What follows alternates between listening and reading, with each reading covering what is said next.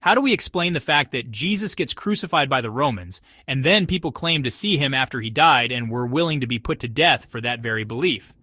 Okay, you may say he didn't die, which is unlikely because the Romans knew how to kill people and would be able to verify his death. The likelihood is that he actually was crucified, and then a few days later people are claiming to see him. Okay, so maybe they are lying. But then you don't tend to go to death for something you know to be a lie. You are more willing to be put to death for things that you think are true that are false. But very rarely are people willing to die for beliefs that they don't actually believe themselves. Well, you think maybe it was a classic case of mistaken image. But the disciples spent every day with this man. They only saw him a few days ago, so the image of Jesus is still fresh in their mind. If I had a twin brother, I doubt I would be able to convince my mother that I am actually my twin. Well, maybe they were hallucinating. Paul wrote that Jesus appeared to around 500 people. He had also appeared to the disciples. They all saw him at once. For these people to all hallucinate the same thing is very unlikely.